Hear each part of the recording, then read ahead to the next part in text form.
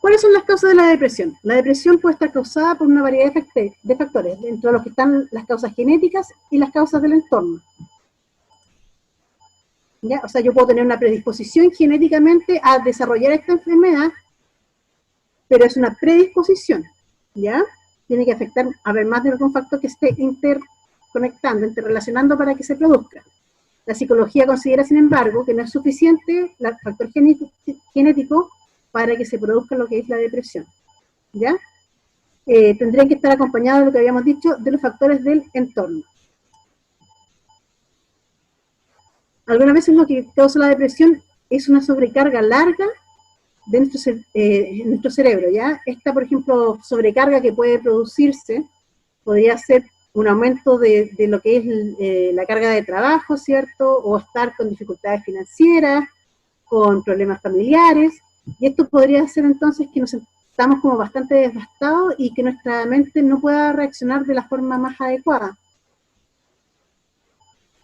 Ahora, hay gente que piensa que es débil porque está con depresión o puede sentirse como que a lo mejor otros lo podrían ver mal, se cuenta o refiere que tiene depresión. Y la verdad es que no es ser débil cuando uno tiene depresión.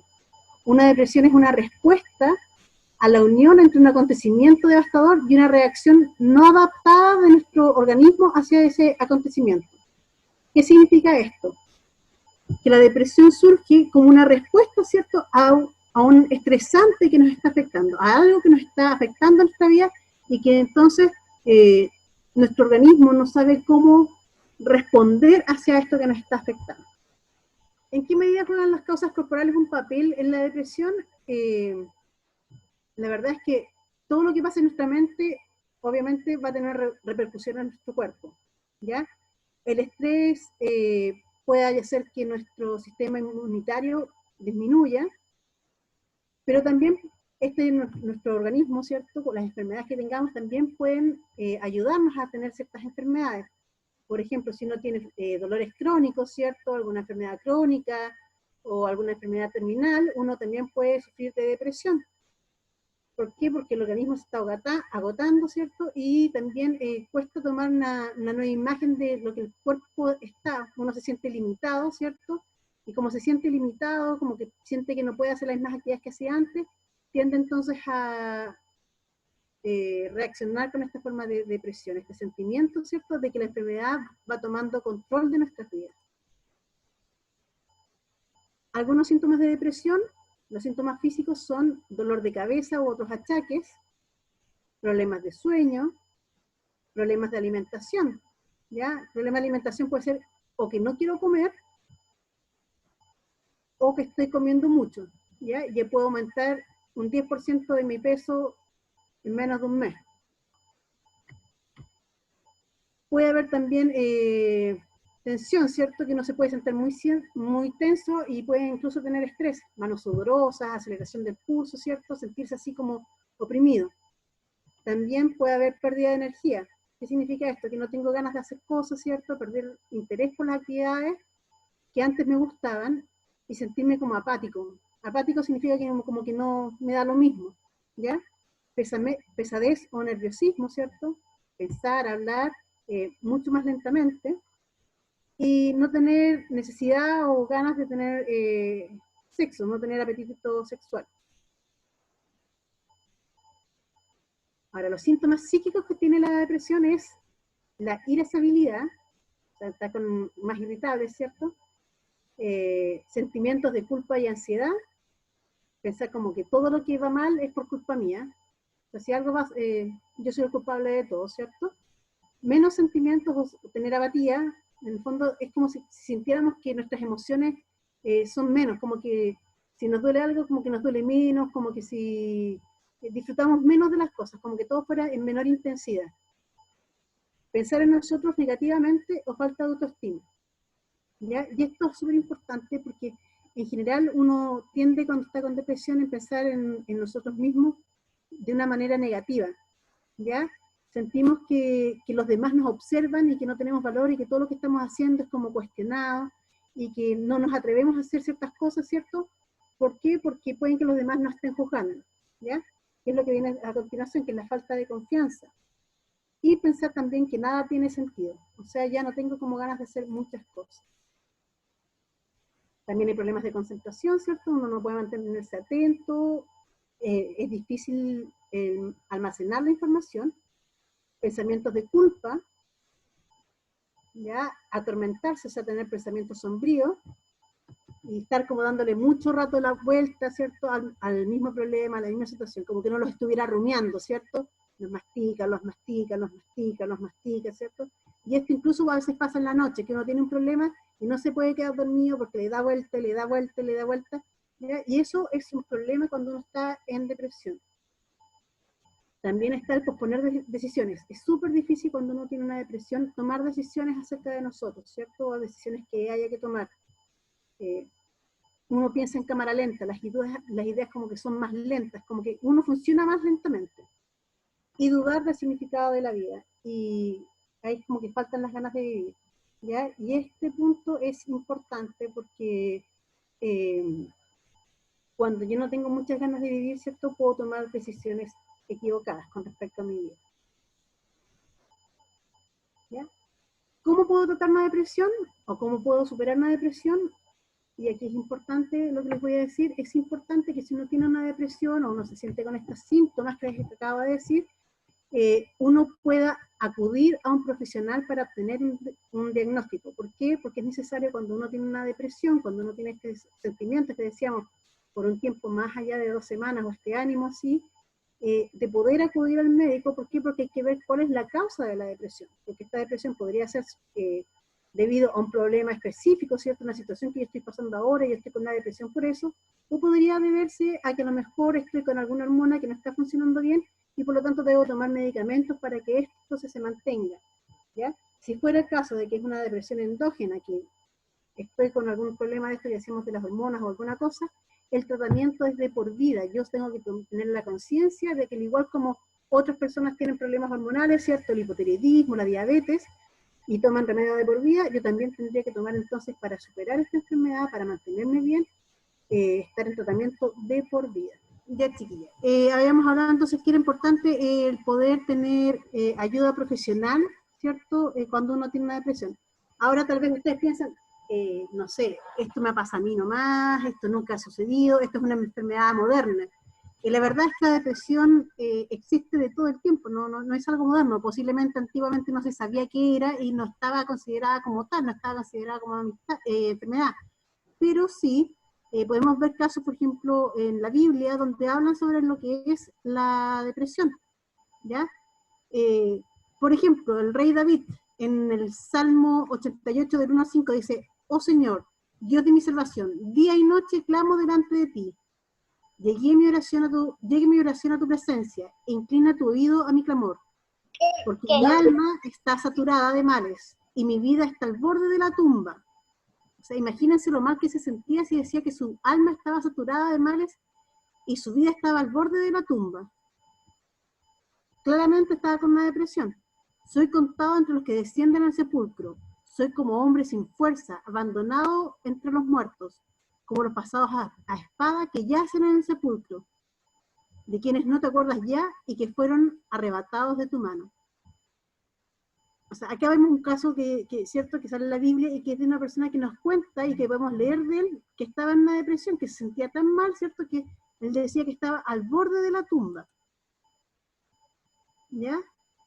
Bueno, el rey David pasó muchas cosas, ¿cierto? Una de las fue perseguido por el rey, sufrió intentos de asesinato, sus hijos lo traicionaron, ¿cierto? O sea, pasó pero un montón de cosas, ¿ya? Y cada experiencia va reflejando que su vida fue dura, no fue una vida fácil, ¿ya? Y él, dentro de lo que él escribió, ¿cierto? Que nos quedó a nosotros como constancia de lo que él vivió, están los salmos, y él, por ejemplo, en el Salmo 38:4 dice: mi culpa pesa sobre mi cabeza como una enorme carga, me estoy hundiendo. ¿Sí? Él se sentía mal, ¿cierto? Más adelante, en el Salmo 42 dice: ¿por qué estoy desanimado? ¿Por qué está tan triste mi corazón? Pondré mi esperanza en Dios, nuevamente lo alabaré, mi Salvador y mi Dios, ¿cierto? Él encontró que con Dios él podía salir de esta depresión, ¿cierto? De este sentimiento que tenía. Al igual que él, hay otro caso, por ejemplo, de Noemí, ¿cierto? Que era una mujer que viajó, ¿cierto? Fuera de su tierra de Israel, y cuando estuvo fuera, cuando era extranjera, ¿cierto? Perdió a su esposo y a sus 2 hijos, y obviamente esto, o sea, tienen que pensar ustedes que está en otro país, donde se le murió su familia, ¿cierto? Y eso es una de las causas que pueden producir depresión. Y ella entonces estaba así deprimida, se sentía que estaba mal, y cuando volvió a su tierra natal, pidió que le cambiaran el nombre, que ella no quería ser más llamada Noemí, que significa dulce, sino que de ahora en adelante quería llamarse Mara, que significa amarga. O sea, eso demuestra que ella estaba llena de, ¿cierto?, de tristeza, de amargura por lo que estaba viviendo.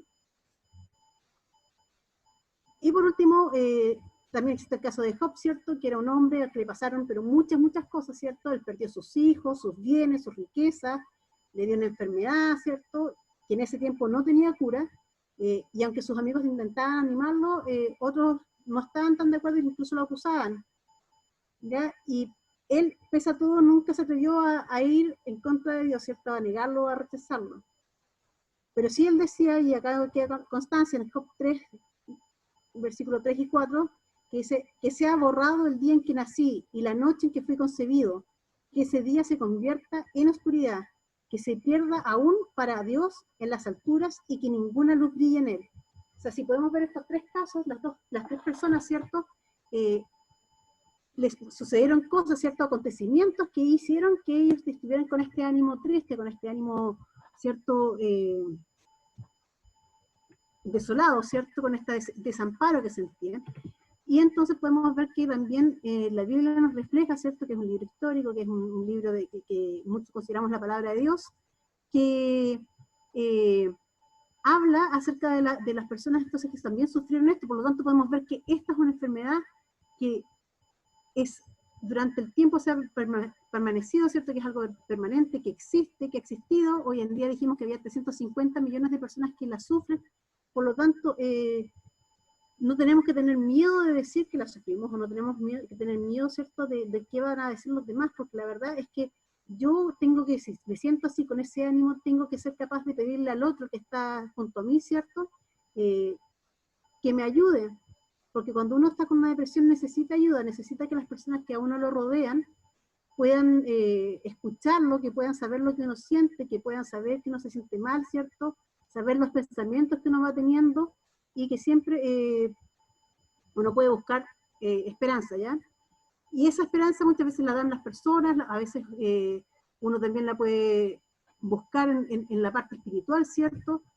Y, por ejemplo, en la Biblia nos dice que hay esperanza, que siempre hay esperanza, ¿ya? El que pide ayuda siempre puede obtenerla de Dios, y dice, ¿por qué te abates, oh alma mía, y te turbas dentro de mí? Espera en Dios, porque aún he de alabarle, salvación mía y Dios mío, pues tú eres el Dios de mi fortaleza. Y por último, este es nuestro último texto bíblico que dice, que estamos atribulados en todo, mas no angustiados, en apuros, mas no desesperados, perseguidos, mas no desamparados, derribados, mas no destruidos. Por tanto, no desmayamos. Antes, aunque nuestro hombre exterior se va desgastando, el interior, no obstante, se renueva de día en día. Porque esta leve tribulación momentánea produce en nosotros una cada vez más excelente y eterno peso de gloria, no mirando nosotros las cosas que se ven, sino las que no se ven, pues las cosas que se ven son temporales, pero las que no se ven son eternas. ¿Ya? Entonces, podemos ver, por ejemplo, acá específicamente, ¿cierto?, en el texto bíblico ese que escuchamos recién, que si uno pone la esperanza, ¿cierto?, en las cosas espirituales, en Dios y todo, uno también puede sacar fortaleza y puede sentirse animado. ¿Por qué? Porque se siente de que no está solo, de que hay alguien que está apoyándolo.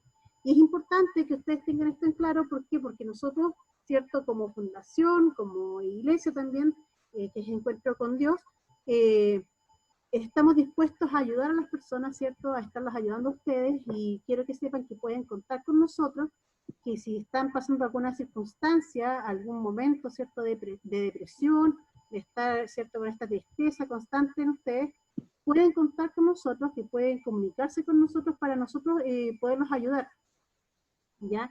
Estamos iniciando, ¿cierto?, un programa con la fundación que es para ayudar a las personas, y por eso mismo estamos tratando de ampliarlas a ustedes y que ustedes puedan hacerlo, puedan contactarse con nosotros, y al final vamos a poner entonces la dirección de nosotros, nuestro correo y un número telefónico para que se puedan contactar con nosotros, ¿ya? Bueno, dicho esto, vamos a ir a la parte de la escritura, ¿ya?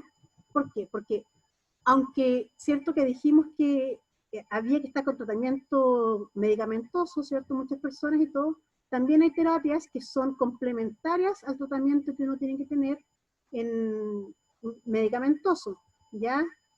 Entonces, ¿cuáles son estos tratamientos que uno puede tener, ¿cierto? Algunas cosas que son hacer actividad física, ¿cierto? Estar haciendo alguna actividad que para uno sea gratificante, buscar algún taller de algo, o pintar, o si a uno le gusta leer, o sea, hacer alguna actividad que para uno sea importante y que a uno le produzca entonces esta sensación de agrado. ¿Por qué? Porque cuando yo tengo esta sensación de agrado, cuando algo me gusta y yo lo realizo y me siento exitoso en lo que estoy haciendo, se libera lo que es la oxitocina, y la oxitocina también nos hace sentir felices, ¿ya? Y eso nos hace bien, y eso estimula las otras hormonas para que estén entonces funcionando bien, nos da una sensación de bienestar. Por lo tanto, es importante entonces ocupar nuestro tiempo de ocio y tratar de hacer alguna actividad. Y yo sé que muchas de ustedes antes hacían cosas y a lo mejor ahora no quieren hacerlas, pero pensemos cuáles eran aquellas cosas que nos gustaba hacer, ¿ya? Ahora, ¿cuál es el objetivo de esto de escribir para sanar?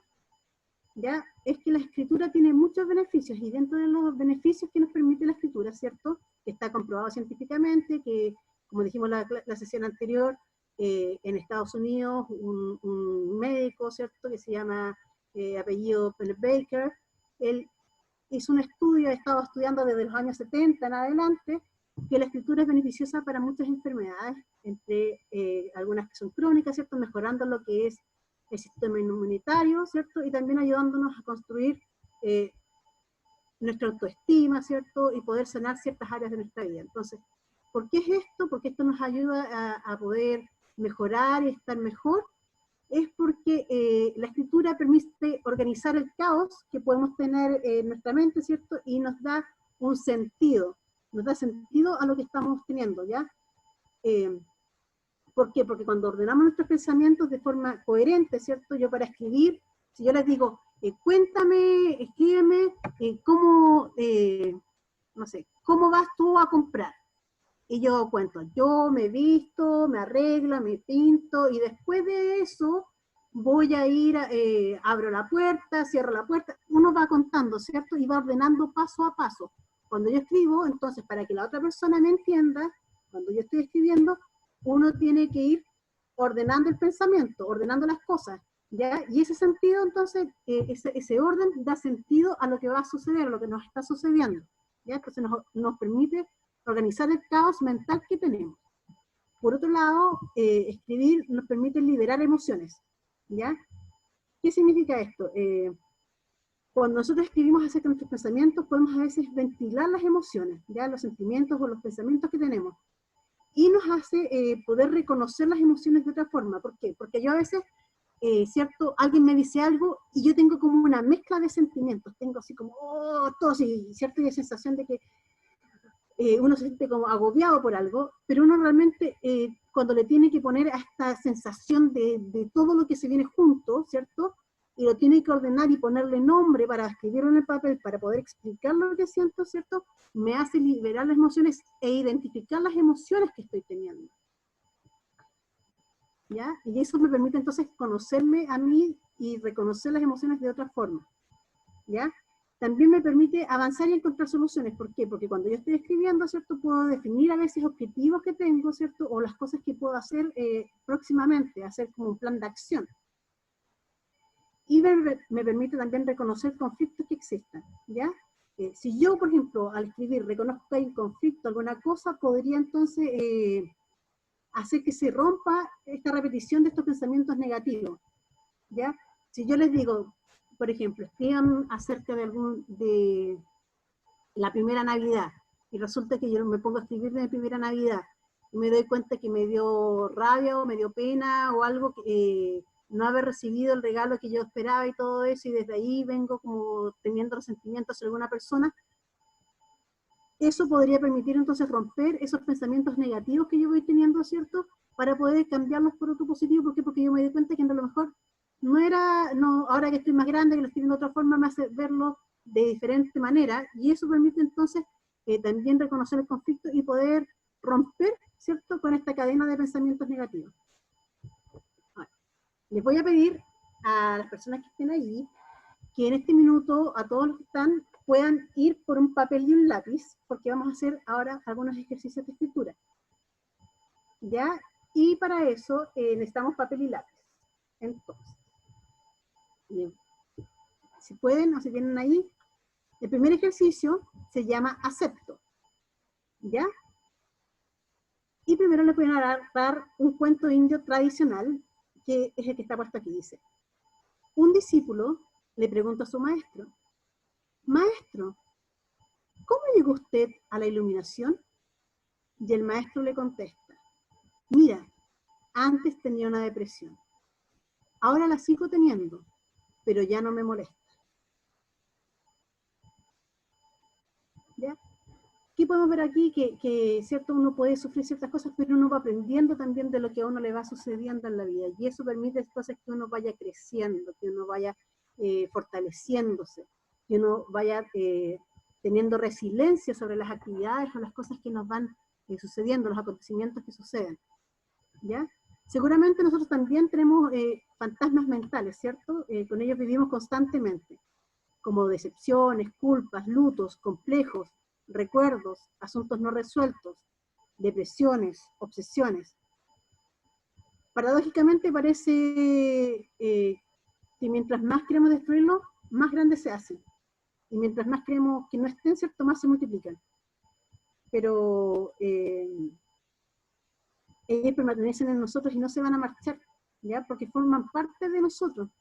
O sea, lo que tenemos que aprender nosotros a hacer es tomar estas experiencias, ¿cierto?, que han ido construyendo nuestra historia personal y convivir con ellas, ¿cierto? Y cuando yo aprendo a convivir con ellas, como ahí mostraban en el perro negro, ¿cierto?, en ese cuento que vimos, que la persona decía: yo siempre voy a tener mi perro negro, pero en el fondo me di cuenta que yo podía enseñarle nuevos trucos, que yo podía decidir de no estar, en el fondo no tenerle miedo a ese perro negro. Entonces, es importante el aprender, ¿cierto?, que puedo convivir con ellas para así poder después construir una felicidad, nuestra felicidad, ¿ya? O sea, aceptar las cosas que nos están pasando y también aprender a convivir con ellas. ¿Para qué? Para que podamos entonces empezar a construir hacia adelante. ¿Ya? Y este ejercicio nos va a hacer reflexionar sobre las cosas que no podemos cambiar en nuestra vida y escribir un poema con ánforas, o sea, de la siguiente forma: acepto vivir con ta ta ta y acepto vivir sin ta ta ta.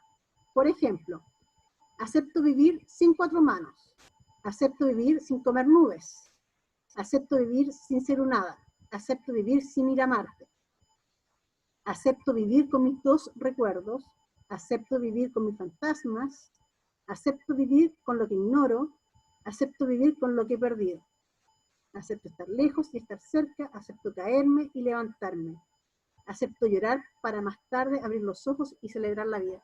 ¿Ya? O sea, ¿qué es la idea? Finalmente acá se termina como poema, pero la idea es que uno tenga que decir con qué acepta vivir y con qué cosas acepto vivir sin ellas. ¿Ya? ¿Cuál es la importancia de esto? Que en el fondo el poder permitir hacer esto nos va a liberar, ¿cierto?, de ciertas cosas que nosotros tenemos ahí y que a veces, muchas veces no nos dejan seguir avanzando. ¿Por qué? Porque yo quiero tenerlas o no aceptado que han pasado. Entonces es importante decir, por eso acepto y tomar la conciencia de que yo quiero y voy a vivir sin esto y que acepto vivir con algo. ¿Ya? Vamos a dejar el micrófono abierto para que después, entonces, la que quiera pueda compartir y nos pueda contar cómo les fue con este trabajo. Aprovecho. Ahora les vamos a dejar tiempo para que puedan, la que quiera, ¿cierto? Si alguien puede contarnos o quiere contarnos, ¿cierto? O quiere leernos lo que puso, es el momento para hacerlo, ¿cierto? Hola, buenas tardes a todas. Gracias por este momento. ¿Se escucha bien? Sí, sí, Pamela. Ya. Acepto vivir sin el papá de mi hijo. Acepto vivir sin grandes lujos. Acepto no hacer mucha gimnasia. Acepto vivir sin grandes viajes. Y he aceptado vivir sin mis seres queridos, abuelas, abuelos. Y acepto vivir con lo que tengo. Acepto vivir con lo justo y necesario. Acepto vivir con la responsabilidad de mi vida.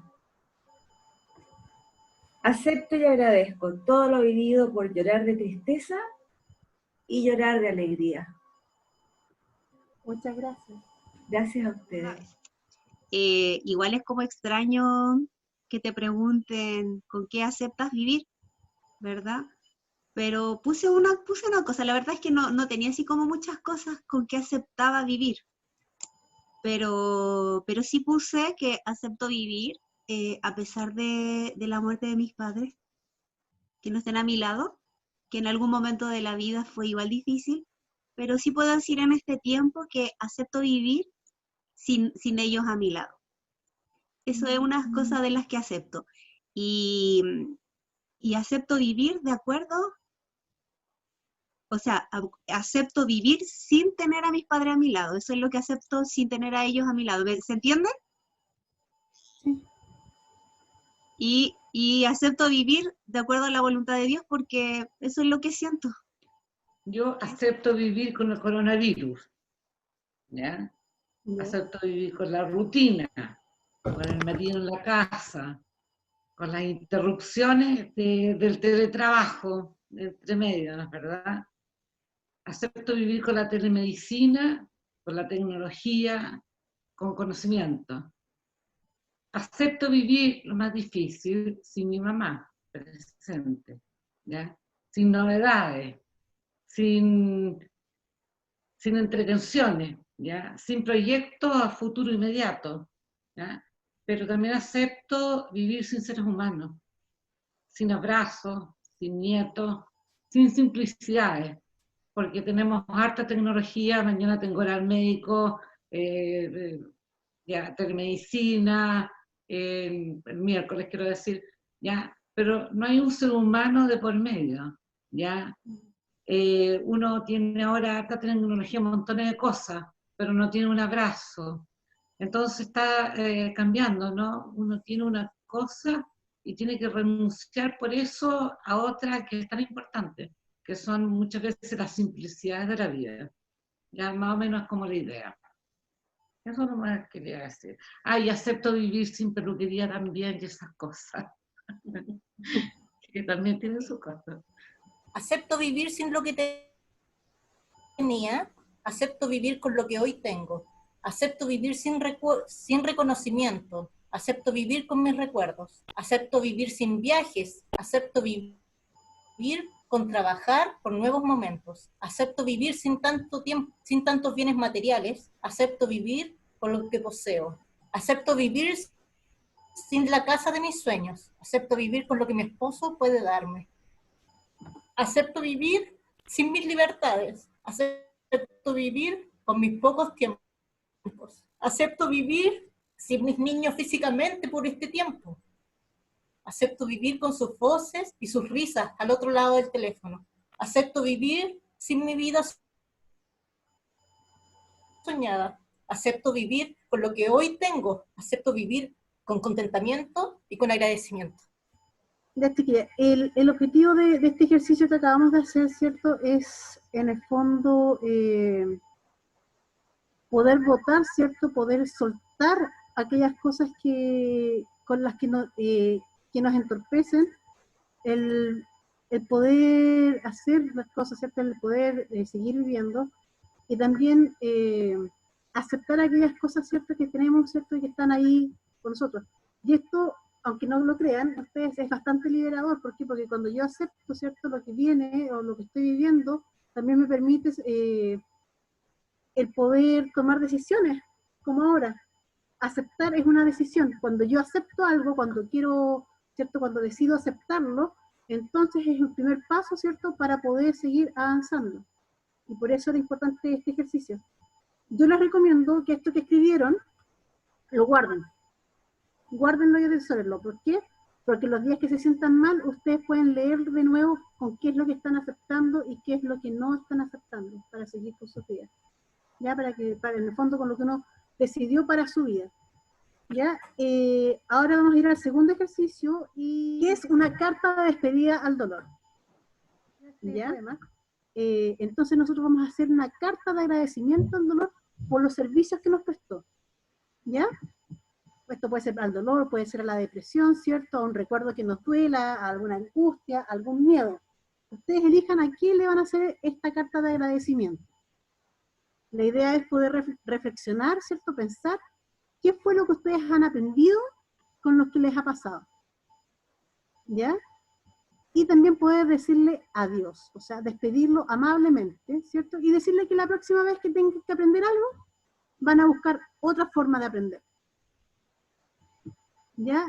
Pueden explicar en esta carta, por ejemplo, cuál es la situación, cómo va a ser la situación de ahora en adelante. O sea, muchas gracias por lo que me enseñaste, muchas gracias porque aprendí con este dolor, a que tengo una familia que está al lado mío, aprendí a que tengo amigos que igual, aunque yo esté triste, se preocupan por mí, ¿cierto?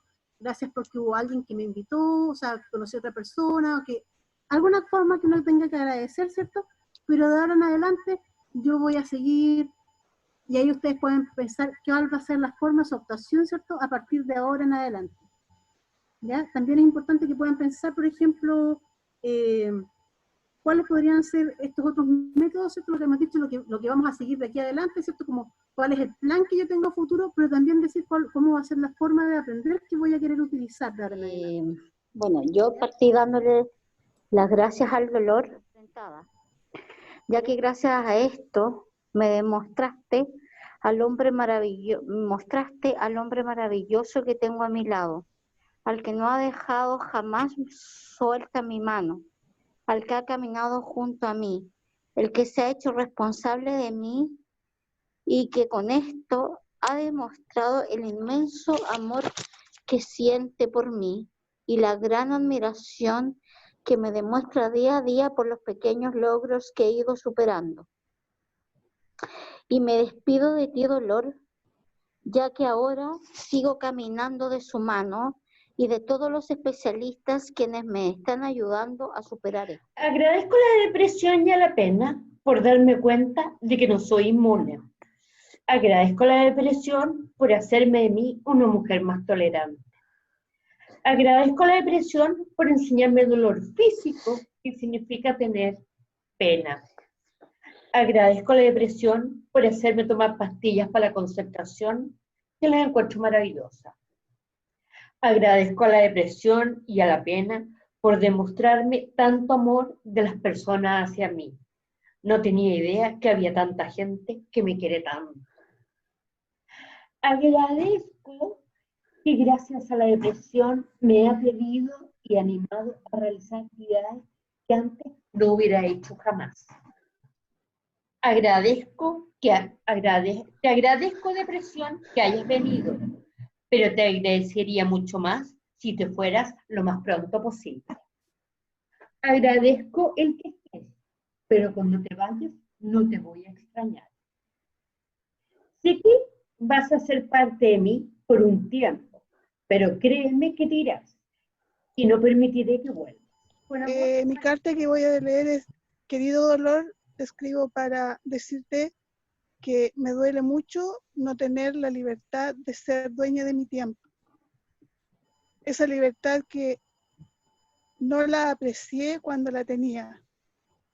Ahora, gracias a esta falta de libertad, estoy aprovechando de estar en mi casa, disfrutar de mi esposo y de mis hijos, que están haciendo teletrabajo desde la casa. Gracias a esta falta de libertad, estamos una vez más unidos.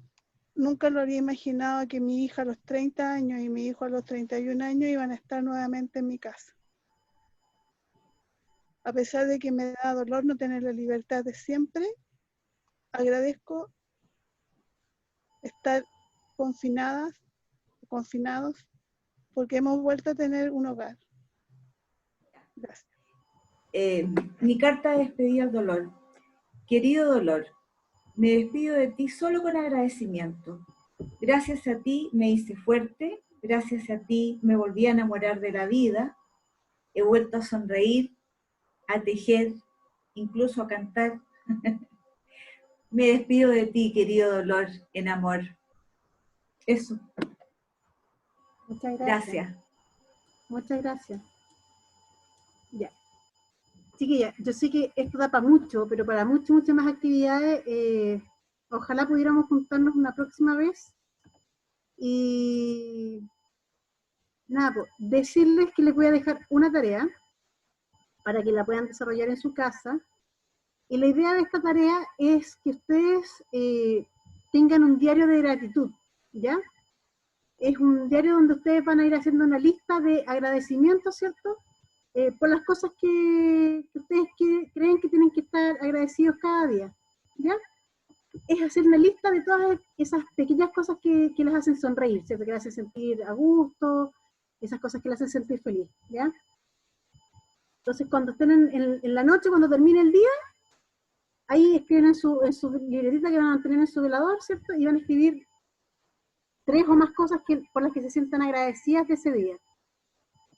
Yo sé que a veces, sobre todo cuando uno está con tristeza y todo, es medio difícil poder encontrar estas cosas, ¿cierto? Por las cuales uno podría estar agradecido, pero es bueno mantener este diario de gratitud. ¿Por qué? Porque uno aprende, ¿cierto?, a ver la vida y a ver las cosas que no todo es negro. A veces hay cosas que nos hacen sentir bien, que hay cosas que no suceden, ¿cierto? Y que uno podría estar agradecido, y que son cosas que cuando estemos en algún minuto que estemos más tristes y todo, podemos revisar nuestra lista y vamos a ver que tenemos muchas cosas por las cuales agradecer.